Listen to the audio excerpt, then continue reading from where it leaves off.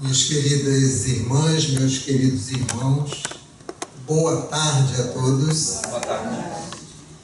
Que Jesus nos abençoe em mais esta feliz oportunidade que temos de estarmos aqui reunidos na sua casa, ocupando o nosso tempo de forma útil para juntos estudarmos um pouco mais o Evangelho do nosso Senhor Jesus Cristo à luz da doutrina espírita. Registrou o evangelista Mateus, no capítulo 11 do seu Evangelho, versículos 28 até 30, as seguintes palavras de Jesus: Vinde a mim, todos vós que estáis aflitos e sobrecarregados, e eu vos aliviarei. Tomai sobre vós o meu jugo, e aprendei comigo, que sou brando e humilde de coração, e achareis repouso para as vossas almas, pois que suave é o meu jugo, e leve o meu fardo. Essas palavras do Cristo extremamente consoladoras são o objeto da nossa conversa da tarde de hoje, que Allan Kardec registra no Evangelho segundo o Espiritismo, capítulo 6, que ele intitula O Cristo Consolador, os itens 1 e 2, que ele intitula O Jugo Leve. Neste capítulo, que é um dos menores capítulos do Evangelho, ele registra o consolo que o Cristo nos traz, sabendo que nós precisamos desse consolo por conta do mundo em que estamos vivendo, especialmente nos dias de hoje, com tantas coisas nos atormentando. Em alguns momentos, se não estivermos extremamente vigilantes, a nossa fé poderá vacilar. Em alguns momentos, se não estivermos bastante ligados ao ensino do Cristo, nós poderemos embarcar no roldão materialista que diz que tudo está perdido. Então, quando isto estiver acontecendo conosco, quando estivermos sendo tomados por essas vibrações negativas, vamos ao Evangelho. Leiamos novamente este capítulo, porque aqui o Cristo, em 3 versículos, ele nos fala tanta coisa, como é próprio dos Espíritos puros. A essência da sua fala é muito grande. São poucas palavras de um conteúdo extremo, que nós precisamos de muito tempo para podermos absorver, entender. O Cristo, nessa passagem, que vamos procurar analisar com detalhes, procurar compreender cada palavra que o Cristo está nos dizendo, ele está dizendo para a gente ir até Ele.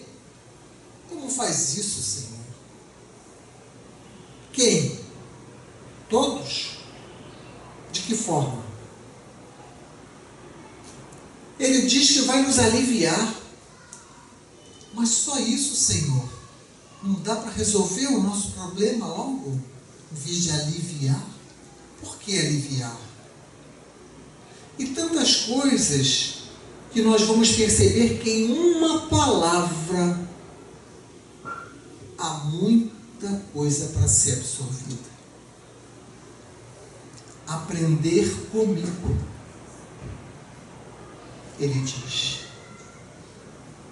Esse é o único título que o mestre aceitou, mestre. E ele reforça: aprenda comigo. Autoridade amorosa. aprenda comigo. E ele, mais uma vez, vai se utilizar de um exemplo comum na vida das pessoas. Vai falar do jugo e do fardo. Por quê? Porque isso era muito comum. Toda hora estavam passando lá os animais sob o jugo e carregando fardos. Possivelmente, se ele estivesse nos dias de hoje, ele usaria outros exemplos. Porque a gente não está acostumado, pelo menos, né, em grande parte, a vermos animais no jugo. Algumas vezes podemos até nem saber o que direito que é isso. Então, vamos entender que o Cristo está falando, utilizando aquilo que os homens conhecem no seu cotidiano. Então, vamos perceber por que ele usou o jugo e o fardo. E depois que a gente repassar esses 3 versículos com mais profundidade, nós vamos ver o que os Espíritos disseram. Porque aí nós vamos resumir, numa linguagem atualizada, aquilo que o Cristo falou. Os Espíritos vão escrever no Evangelho 14 linhas sobre essa passagem. Apenas 2 parágrafos. Também dentro da mesma metodologia do Cristo, de dizer muito com poucas palavras. Às vezes, a gente não consegue dar a nossa mensagem porque não temos essa objetividade. A objetividade é característica dos espíritos superiores. Eles conseguem sintetizar em poucas palavras muita coisa. Mas vamos lá. Ele começa dizendo: vinde a mim, caminhe até mim. Já nos mostrando uma atitude a ser tomada por nós, para nós sairmos do nosso imobilismo, de acharmos que os Espíritos, ou Jesus, vai resolver os nossos problemas e nós vamos ficar sentadinhos em prece, no máximo. Não é assim. O Cristo já coloca um verbo que exige movimento. Vinde a mim. Presta atenção no que eu estou falando. Ouça os meus ensinos. Observe a verdade para que você possa se libertar.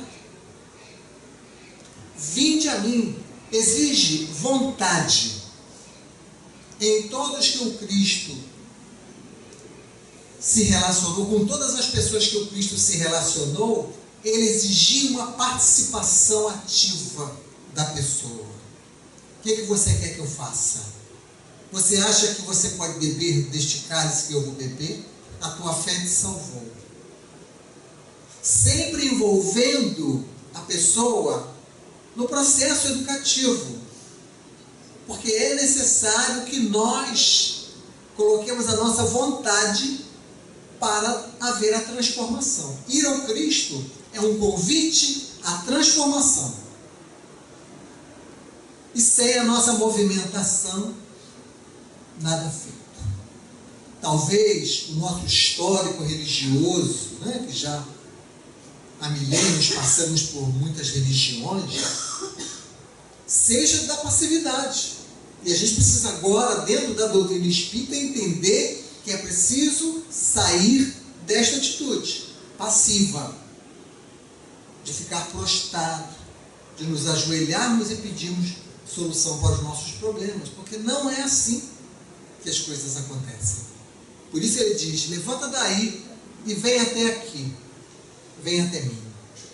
É tudo figurativo, evidentemente, né? Quem que ele chama? Todos. Todos os que estão aflitos e sobrecarregados. O Cristo chama todos, nos dando um recado direto. Não há diferença entre nenhum de nós. Não há nenhuma fronteira que nos divida. Seja religiosa, seja territorial, seja racial, seja o que for. Nós somos todos iguais, merecedores da mesma atenção do Cristo. Isso já é para a gente pensar na nossa relação com o outro. Se o Cristo faz assim, nós temos que fazer também. Todos estão convidados. Mas todos que estão aflitos e sobrecarregados. O que é alguém aflito? Alguém aflito é alguém que não acha solução para aquele problema que está vivenciando. É alguém que faz e não dá certo, faz e não dá certo, faz e não dá certo. E aí eu estou aflito, eu não consigo resolver esse problema. Eu estou tentando, estou errando, não estou achando uma saída. Isso está me deixando aflito. É o nosso caso. Nós cometemos erros e repetimos erros e continuamos agindo da mesma forma, às vezes a vida inteira. É uma insanidade querermos que a coisa aconteça diferente. Agir assim, aconteceu isso, vou agir assim de novo, vai acontecer isso de novo. Se eu agir assim 300 vezes, vai acontecer assim 300 vezes. Então é hora da gente chegar ao fundo do poço e falar, olha, peraí, eu tenho que descobrir a causa dessa aflição, dessas dificuldades que eu estou vivenciando, e eu preciso encontrar um novo caminho. Então ele está falando para essas pessoas que chegam a esta reflexão, a esta conscientização. Não dá mais para fazer do meu jeito. Do meu jeito está dando errado. Eu preciso de ajuda, Senhor. Me ensina como eu devo fazer. Esse é o aflito. E por que sobrecarregado? Porque carregado todos nós estamos, com as nossas expiações, com as nossas provas, com as nossas dores. Mas nós estamos sobrecarregados, porque nós colocamos uma carga a mais do que aquela que deveríamos ter. Porque estamos submetidos a um outro jugo que não é o do Cristo, ao jugo da matéria. E a matéria carrega cada vez mais o nosso fardo, com exigências que nos fazem usar o livre-arbítrio de maneira equivocada e algumas vezes até imoral. Estamos sob o jugo da matéria. Os Espíritos falam isso no Livro dos Espíritos, nas questões 100 em diante, quando eles vão falar da escala espírita. E eles vão dizer que a terceira ordem dos espíritos, que é a ordem que nós estamos inseridos, de espíritos imperfeitos, tem a caracterização: a matéria domina o espírito. A segunda ordem, os bons espíritos, o espírito domina a matéria. A primeira ordem, os espíritos puros, não sofrem influência da matéria. Então vejam que o nosso calcanhar de Aquiles é a matéria. São os gozos materiais, as necessidades materiais, as paixões que desenvolvemos. Conforme o Livro dos Espíritos, a paixão, em sua essência, é algo bom, dado por Deus, para nos prevenir. O que a torna um vício é porque nós exacerbamos o seu uso. Sentimos fome, precisamos comer. Se não comermos, vamos morrer. Mas se nós deixamos a matéria dominar, nós passamos a comer mais do que nós precisamos. E adquirimos o vício da comida. E assim vai ser com outras coisas mais. Então, a sobrecarga ela é colocada por nós mesmos. Nós somos os nossos opressores.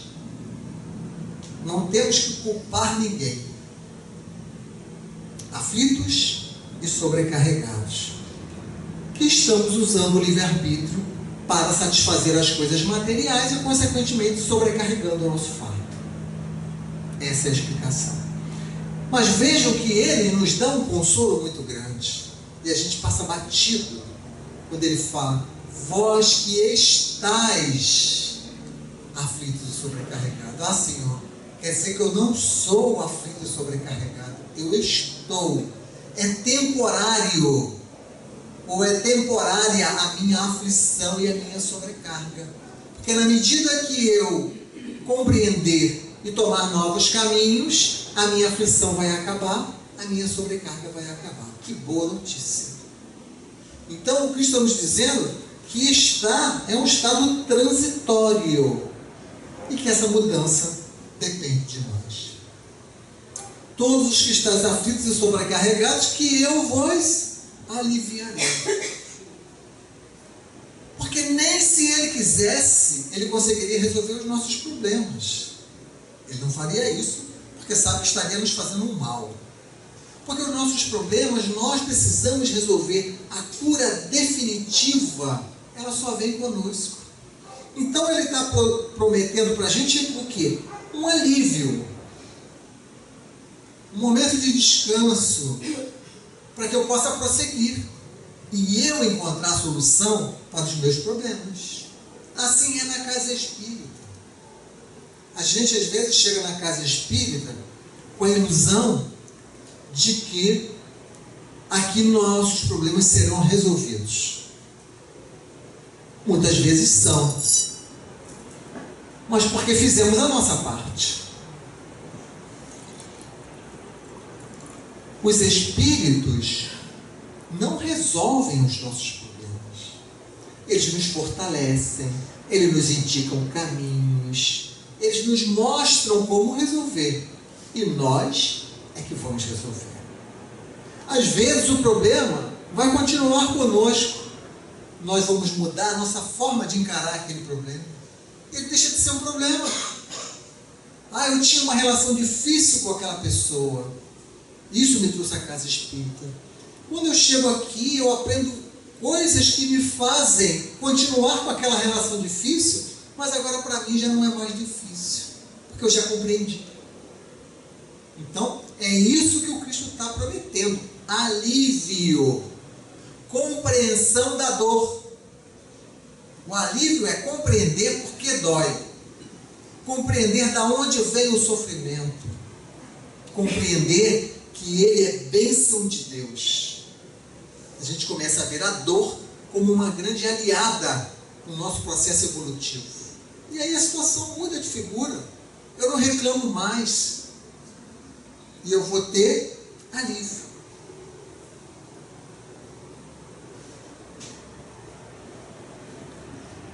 Então somente nós poderemos nos curar. Somente nós. Se estamos passando por um processo obsessivo, uma influenciação espiritual, viemos à casa espírita, a equipe espiritual trata daquele irmão que está nos obsediando e ele segue o caminho dele. Nós estamos curados? Não. Ele está curado, aquele que me perseguia, mas eu não estou ainda. Se eu continuo a agir da mesma forma, daqui a pouco outro terá.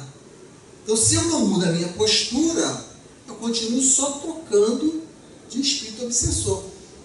É enxugar gelo. Então, a cura, somente nós. O alívio, sim, o Cristo promete. Tomai sobre vós o meu jugo. Ele está nos chamando a assumir uma responsabilidade. Ele falou: vinde a mim. Tomai sobre vós. Atitude, ação. Assuma a responsabilidade. Assuma a sua parcela de responsabilidade no seu processo educativo. Não reclame. Haja, faça. É isso que ele está dizendo. Use o seu livre-arbítrio de forma mais consciente. Tome o meu jugo. Significa, o jugo do Cristo é a obediência a Deus. Nós vamos ver até mais à frente de novo.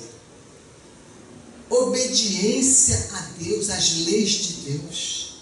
E quando a gente quer se rebelar contra elas, nós vamos botando mais pedra no nosso fardo. É isso que a gente faz.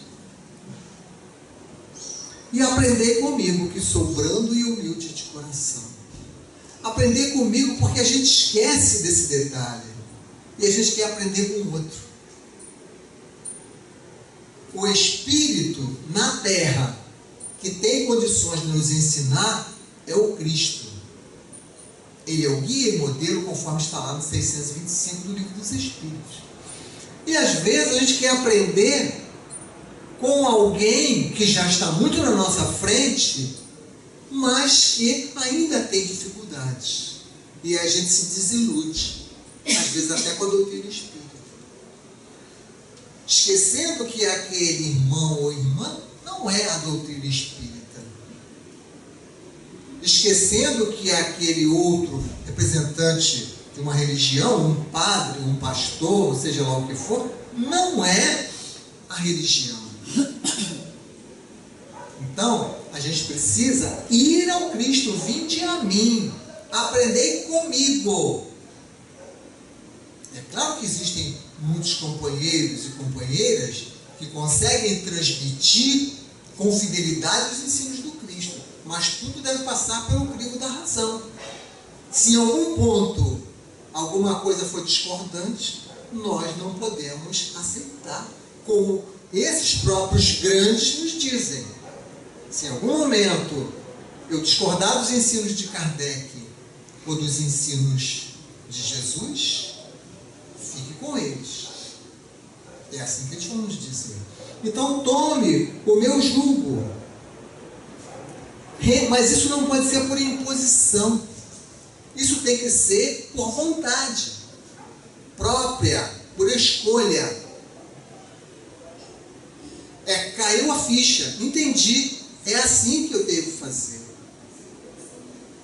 Porque por imposição a gente já fez um monte de vezes e deu errado.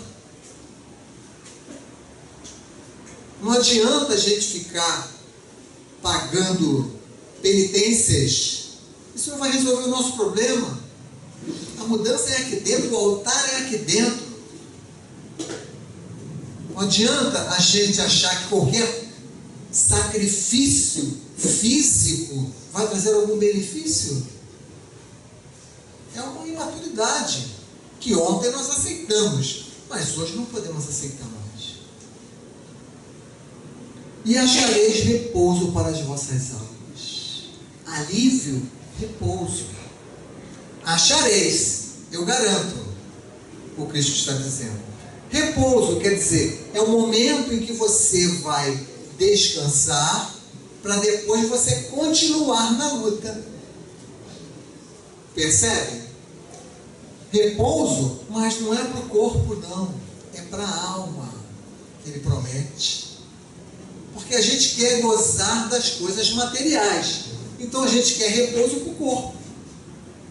Ele não promete isso para a gente, ele promete repouso para a alma, para o espírito, para a nossa essência, quando nós tomamos o seu jugo. Ora, tudo depende do nosso trabalho. O trabalho passa a ser uma bênção na nossa vida. Já tivemos épocas de sentirmos uma aversão pelo trabalho. Conforme a gente vai amadurecendo, a gente vai vendo que o trabalho é uma bênção. Seja ele o trabalho para o nosso sustento material, ou seja para o nosso sustento espiritual. Sem ele, não vai dar. Sem ele, a gente vai ceder ao jugo materialista. Chega um ponto que o trabalho é o nosso lazer. É o que nos dá prazer. Esse é o estágio dos espíritos superiores, que não param de trabalhar nunca. Como eles não precisam mais de trabalho material, é só o trabalho em favor do próximo. E assim eles vão crescendo cada vez mais. A felicidade é o resultado disso. A gente quer encontrar felicidade no jugo material. E não achamos felicidade, muito pelo contrário. Cada vez mais nós nos sentimos infelizes.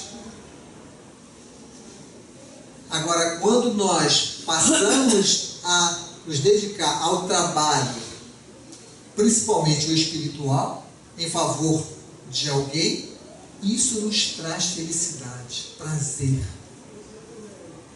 que ninguém tira.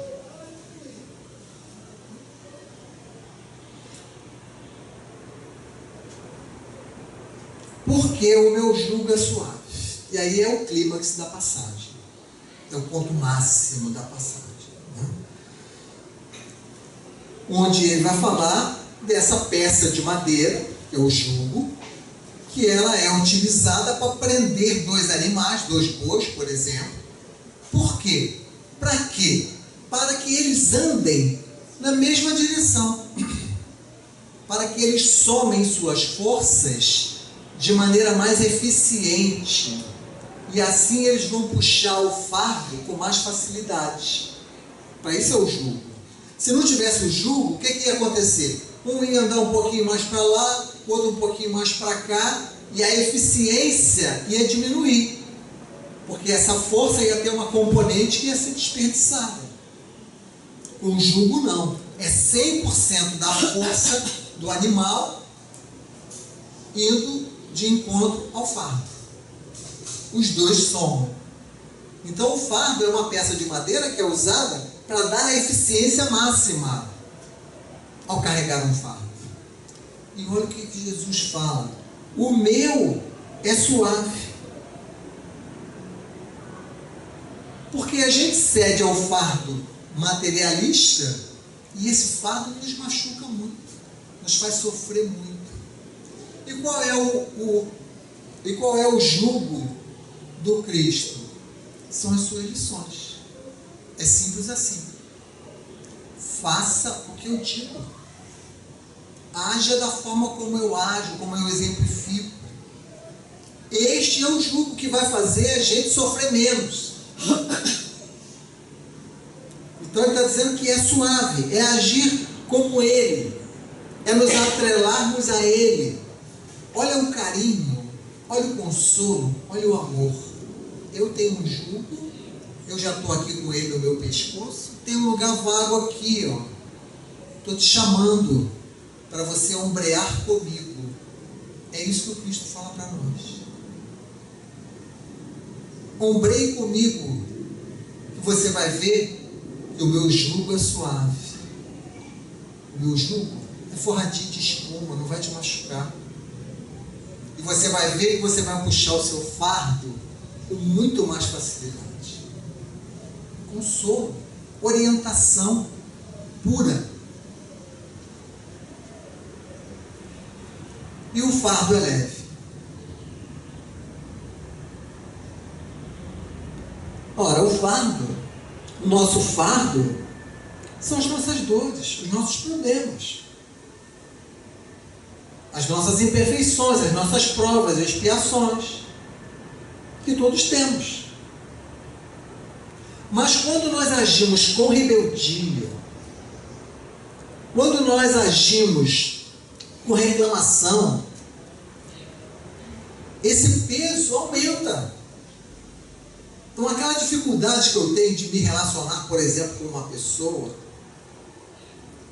se eu a trato com ódio, com raiva, com reclamação, aquela relação vai ficar pior ainda. Mas se eu fizer como o Cristo está falando para fazer, vai aliviar. Vai continuar difícil, mas vai aliviar. Então vejam que nós somos os responsáveis por todo o nosso fardo, mas pior, pela sobrecarga do nosso fardo. Porque pelo nosso fardo não tem jeito, a gente vai ter que puxar ele agora. A gente já tomou atitudes equivocadas no passado e agora o fardo está aí, você tem que levar. Mas a gente faz o quê? Não satisfeito. A gente pega o fardo e coloca mais pedras dentro desse fardo. A gente coloca rebeldia, murmuração, irritação, impaciência. Olha quanta pedra a gente vai jogando no fardo. Medo. O medo faz a nossa dor ficar pior, porque a gente não confia em Deus. O desespero, a tristeza. A gente vai só, tome pedra, e tome pedra, e tome pedra. Esses são os tormentos voluntários. Você não veio nessa vida para passar por isso. Você está passando porque você está procurando. A Dona Ivone Pereira conta no livro A Luz do Consolador uma história muito interessante para ilustrar isso. Um capítulo que se intitula Tormentos Voluntários. Ela diz que ela foi visitar uma pessoa amiga no subúrbio do Rio de Janeiro. Chegando lá, ela se deparou com uma senhora numa casa paupérrima, sentada à frente da casa, sem as duas pernas, e com um filho de 7 anos, também aleijado, que não conseguia ficar de pé. E aquilo a sensibilizou muito. E ela foi procurar saber o que aconteceu. E aí contaram para ela a história daquela mulher. Há 2 anos atrás, ela era casada, segundo casamento, com um jovem operário. Viviam com dificuldades financeiras. Ela já tinha um filho do primeiro casamento, que era esse que estava ali com ela, e teve um segundo filho no segundo casamento. E viviam financeiramente muito apertados. Teve um certo dia que o marido chegou em casa e falou: olha, procura não gastar, procura comprar só o necessário, porque não tem mais de onde tirar dinheiro. Um comentário que poderia ser encarado com naturalidade, e ela se exasperou com aquele comentário, e ela perdeu o controle. Se revoltou. A Dona Ivone fala que não se sabe mais o que aconteceu, não dá para contar. E o homem, tendo em vista que a esposa estava muito irada, ele saiu para a rua e foi andar um pouco para espairecer. E a mulher tomou dos 2 filhos, foi para a linha férrea da Central do Brasil, atirou-se à frente do comboio. Conta a Dona Ivone. O filho menorzinho não resistiu, desencarnou. Esse mais velho ficou aleijado e ela também. O marido, ao saber dessa tragédia, desapareceu, e a partir de então ela não conseguia nem em algum lugar pedir esmola. Ela tinha que ficar na frente da sua casa, porque ela não conseguia andar, se locomover. E quem passasse por ali talvez pudesse dar uma esmola para ela. Então, esse fardo dela, excessivo, foi produzido por ela. O fardo que ela trouxe era o quê? Viver na pobreza. E tinha condições de viver dignamente, porque estava casada com um homem que trabalhava, que tinha como manter minimamente aquele lar. Então vejam como que as atitudes descontroladas acabam tornando o nosso fardo muito mais pesado do que ele foi dimensionado. Porque o que falta de fato é a confiança em Deus. A nossa fé, não estávamos falando ainda há pouco, principalmente diante do mundo atual, a nossa fé precisa se fortalecer. E fé é confiança em Deus. Porque senão a gente acaba tomando atitudes equivocadas que nos levam cada vez mais a aumentar o peso do nosso fardo. Vamos ver o que Allan Kardec diz no livro A Gênese, capítulo 3, item 6. Ele vai dizer assim: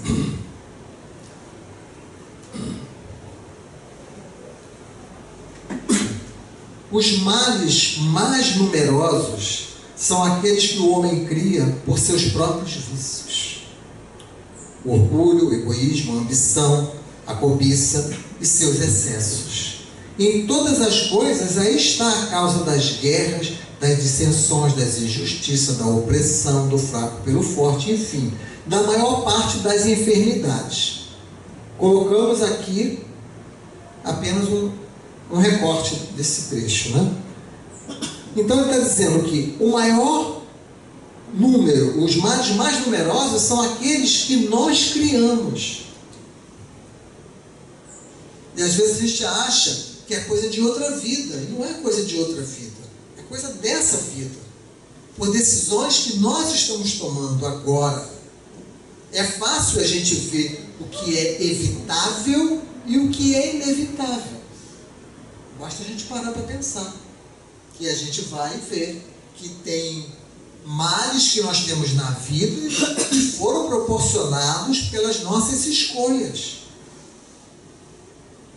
pelas nossas atitudes, na maioria das vezes impulsionados pelo jugo da matéria. Na maioria das vezes. Sejam questões materiais ou questões de sentimentos, mas sempre envolvendo as questões materiais. Então nos deixamos envolver pela cobiça, nos deixamos envolver pela sensualidade e por aí vai, pela maledicência e por tantas outras coisas que vão cada vez mais nos deixar atrelados ao jugo da matéria. Então os nossos males é porque falta-nos comunhão com Deus, entender como que as coisas funcionam, como é a vida, quem sou eu, que faço aqui, por que estou assim. Essa essência, esse entendimento é que vai fazer a gente mudar, a gente agir diferente, a gente ver com uma outra lente e não ver como o mundo materialista vê. Não, porque é sempre um querendo tirar vantagem do outro. E não é assim.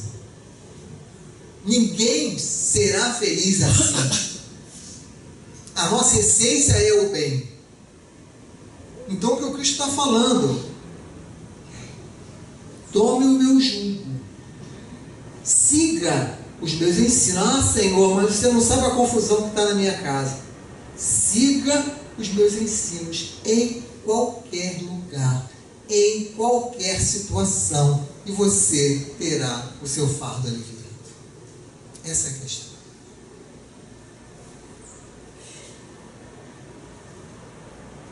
Vejam o comentário que os Espíritos vão fazer no Evangelho segundo o Espiritismo, resumindo tudo isso. Todos os sofrimentos, misérias, decepções, dores físicas, perda de seres amados, encontram consolação em a fé no futuro e a confiança na justiça de Deus que o Cristo veio ensinar aos homens. Está aqui.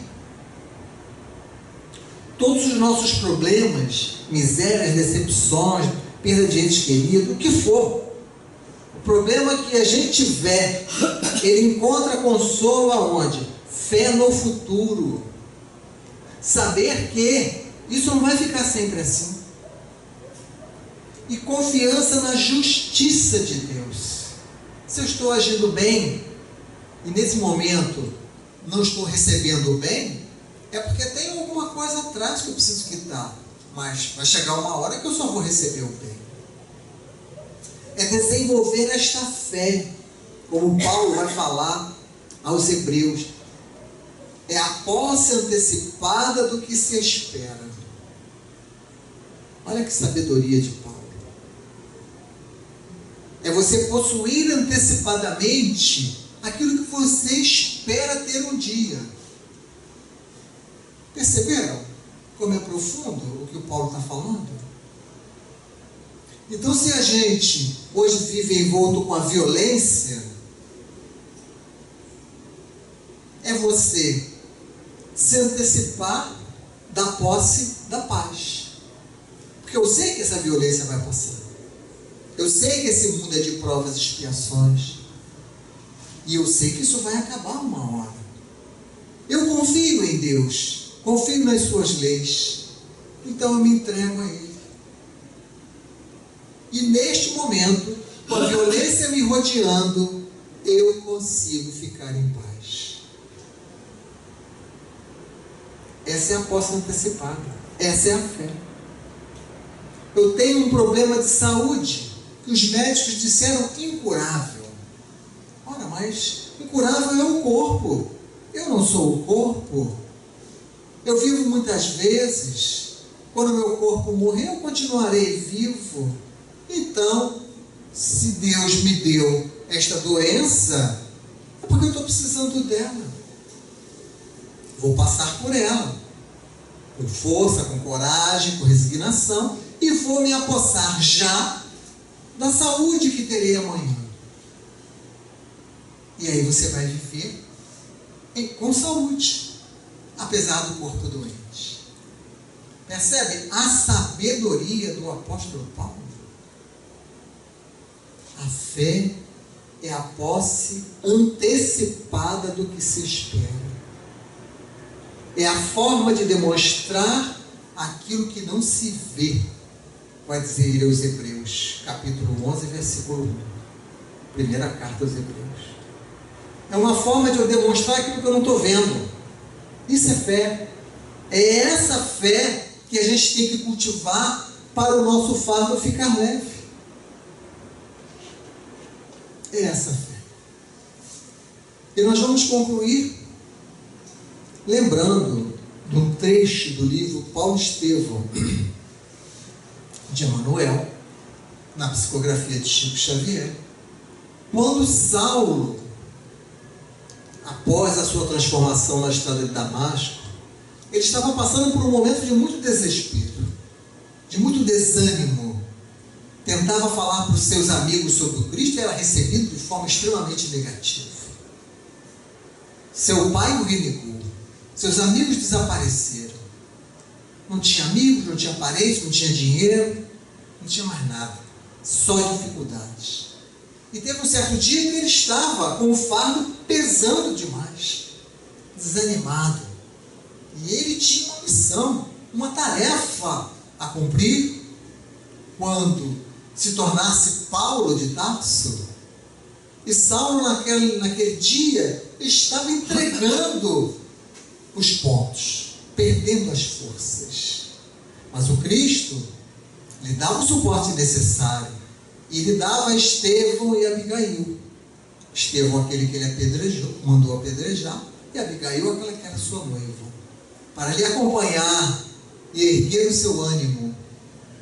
E neste dia, Saulo é retirado do corpo e tem contato com Estevão e Abigail, para poder erguer o seu ânimo. E nesse diálogo, ele pergunta para Abigail: Abigail, o que eu faço para poder entender com perfeição os desígnios de Deus, os desígnios do Cristo? E ela disse: ama. Mas como eu faço para dar a maior cota de colaboração ao trabalho do Senhor? E ela disse: trabalha. E quando o desânimo destruidor se apossar de mim, o que eu faço? Ela responde: espera. E como conciliar a indiferença dos homens com os ensinos do Cristo? E ela disse: perdoa. Este o jugo do Cristo. Ama, trabalha, espera, perdoa. Se nós colocarmos este jugo na nossa vida, em todas as situações, sem exceção, sem ser, sem mais, em qualquer situação, o nosso jugo será suave, o nosso fardo será leve. Ama, trabalha, espera e perdoa. Muito obrigado pela atenção de todos. Muita paz.